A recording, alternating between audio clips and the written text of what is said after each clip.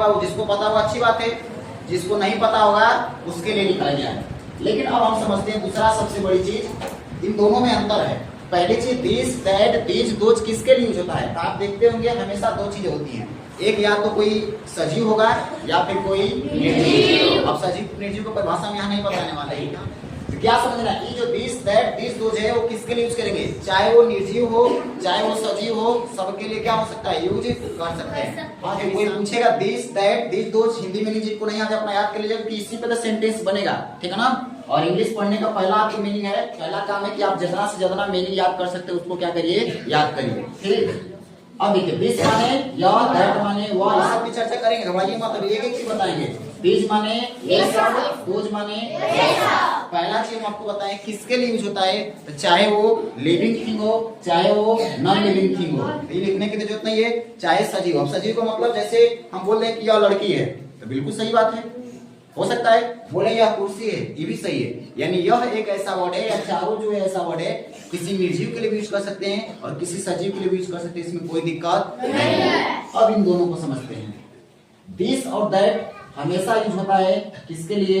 Singular के लिए। Singular जानते होंगे, सिंगुलर का मतलब होता है एक, सिंगुलर का मतलब एक। अगर कुर्सी या कुर्सी या वह कुर्सी का मतलब होता है नजदीक के लिए, दूर के लिए सब आ रहे हैं। पहले दिस और दैट किसके लिए? सिंगुलर। दिस और दैट किसके लिए? सुनो भी भाई कैसे बोल देता कुछ भी। और दिस और दोस किसके लिए? प्लुरल। किसके लिए? सिंगुलर प्लुरल पता होगा। सिंगुलर का मतलब जो एक के लिए पूरे होता है और प्लुरल का मतलब जो एक से अधिक, एक से अधिक। बहुत सारे बच्चे बोल देते हैं दो के लिए, ऐसा फिर भाषा नहीं है, एक से अधिक, चाहे वो दो हो चाहे 2 लाख हो, इससे मतलब नहीं है। पहला पॉइंट क्या बताए हैं? केवल हम तो यही बताए हैं दिस और दैट क्या होता है? सिंगुलर। यानी जब भी किसी एक व्यक्ति, मंजीत ध्यान देख ले भाई, ठीक है ना, नहीं तो समय कितना खराब चल रहा है आपको बताना नहीं है। एक के लिए और किसके लिए? एक से अधिक के लिए। खांसने वाले थोड़ा कंट्रोल करिए। दूसरी सबसे बड़ी चीज ध्यान से सुनिए, ये जो होता है इसमें भी अलग, ये तो सिंगुलर पता चल गया ना। अब दूसरी चीज, इसमें दो अलग अलग चीजें। ये जो दिस होता है वो नजदीक के लिए होता है, किसके लिए? नजदीक। नजदीक यानी नियर, नजदीक यानी नियर। लेकिन ये जो दैट होता है वो किसके लिए होता है? एक एक चीज चर्चा करें, घबराइए मत, दूर के लिए। उसी तरीके से जो दिस होता है वो होता है नजदीक के लिए, किसके लिए? अभी कुछ विद्यार्थी पहला बार सुन रहे होंगे तो कोई बात नहीं। और दोज क्या होता है? किसके लिए? दूर के लिए। किसके लिए? किसके लिए? अब चर्चा करते हैं एक एक चीजें। जैसे अब पहली चीज आपको देख, एक कुर्सी हमको बताना है कि कुर्सी हमारे पास है, तो इस कुर्सी को बताना है। तो पहली चीज कुर्सी एक है कि एक से अधिक, ये आपको देखना पड़ेगा। एक है, अगर एक है तो नीचे वाला तो यूज करेंगे नहीं, समझ रहे हो? फोरी ठीक है, मुआजे। अगर एक कुर्सी है तो क्या एक के लिए नीचे वाला यूज करेंगे? इसी दोनों में से यूज करेंगे। अब देखेंगे कि ये जो कुर्सी है वो नजदीक है कि दूर के। अगर नजदीक होगा तो दिस और अगर दूर होगा तो दैट। अब बताइए कुर्सी हमारे नजदीक है कि दूर है? तब बोला दूसरा बच्चा हम लोग पढ़ लेते हैं, उनको पता है कि यह कुर्सी है कि वह कुर्सी है। यह कुर्सी हो चाहे वह कुर्सी, कुर्सी कुर्सी है, कुर्सी पे बैठा जाता है, बात खत्म हो गया। अरे भैया जाता है। इसका मतलब अगर कोई चीज आपके नजदीक है और सिंगुलर है तो इसके लिए किसका यूज करेंगे? दिस। यानी बोलेंगे दिस चेयर। कौन सा समय पकड़ी हम लोग? आए हम मारेंगे तो इसको पढ़ाते समय ना पढ़ा लें, बैठा सस्ते। पहले दिन हम लेट करते हैं तो 6 बजे 10 बजे यहाँ से कुछ। चलिए आइए, इस समझ में आ गया ना? अब बताइए, अब कोई कह रहा है, अब इसका नुकसान क्या है? अगर सामने कोई कह रहा है कि दिस इज चेयर, ध्यान सुनिए, दिस इज चेयर, या छोड़ो उसको छोड़ो, बोला दैट इज चेयर, ठीक, उस कुर्सी को ले आओ। वहां कुर्सी रखा है, वह कुर्सी है, ले आओ। और आपके बगलियों में कुर्सी था, आप वो लेकर चल रहे हैं, तो सामने वाला आपको बुलाएगा और मारेगा एक तमाचा। क्यों?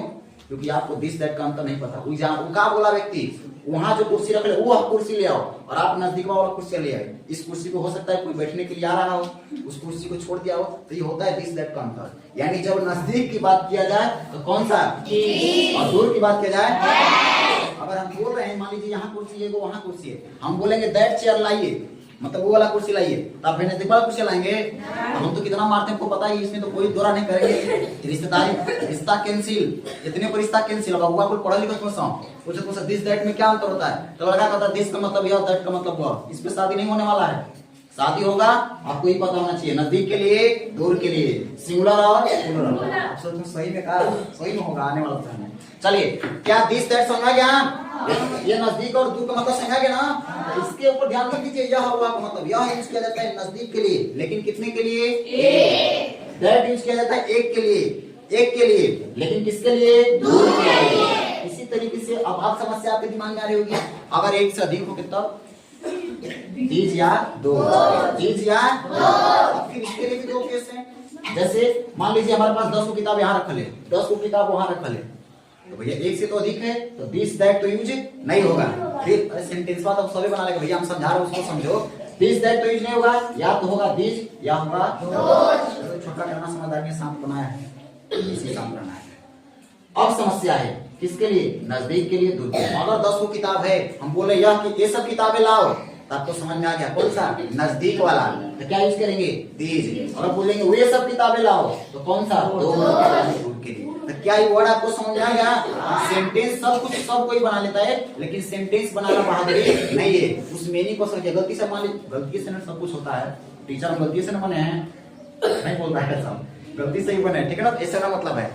आप बताइए, आपको पढ़ाना पड़ जाएंगे मैडम इंजीनियर, और हम भी उसी समय हैं, तब खाली दिस दैट का मीनिंग पढ़ाइएगा तो दिक्कत हो जाएगा। इसका मतलब आपको जानकारी होना चाहिए। चलिए, तो ये समझ में आ गया सबको? अच्छा, अब दूसरी चीज सबसे बड़ी, अगर सिंगुलर सब्जेक्ट है तो वर्ब भी कौन सा आएगा? सिंगुलर।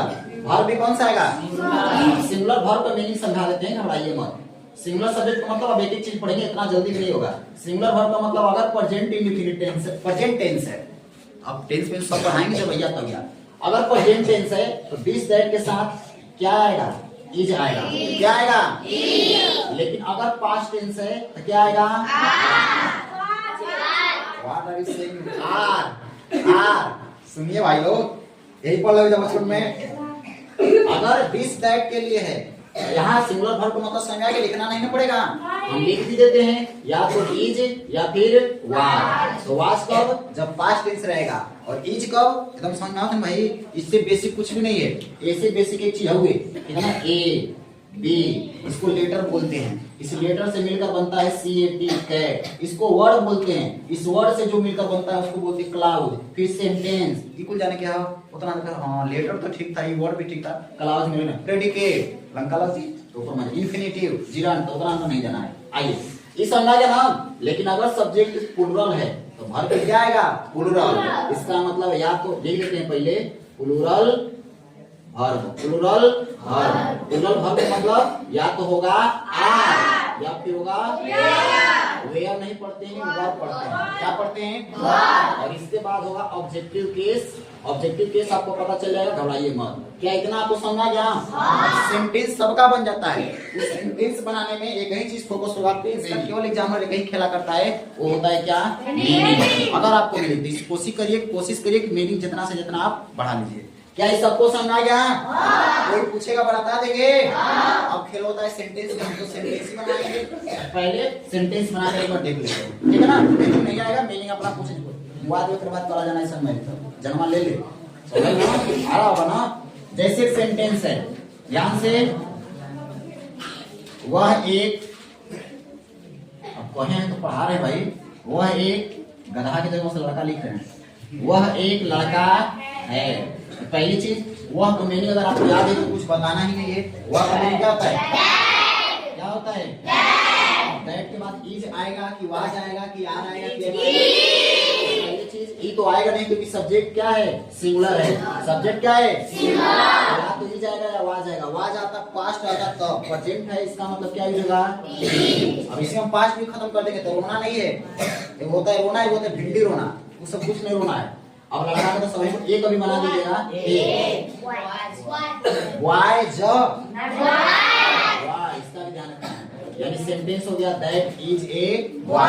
अब बताइए सेंटेंस कर रहा है दैट इज ए बॉय, तो लड़का नजदीक होगा कि दूर होगा? समझ गया? आपको रहा है कि दैट इज ए बॉय, आप करें कहां? ये सब गलत चीज है। कहां बोला है? दूर। आपको देखना भी कहां है? दूर। ये सब तीन मीनिंग नहीं आएगा, एकदम पूछना है, ठीक है ना? गाय हैं। अब बताइए वे सब, ये सब ये सब 3 गाय हैं। ये सब का मीनिंग क्या होगा? बीज क्या होगा?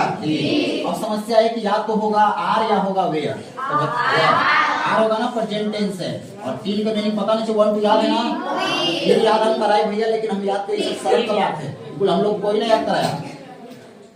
3 क्या होता है? और गाय का काऊ होता है, लेकिन यस जोड़ना पड़ेगा, काउस करना पड़ेगा। बोले सेंटेंस बन जाएगा।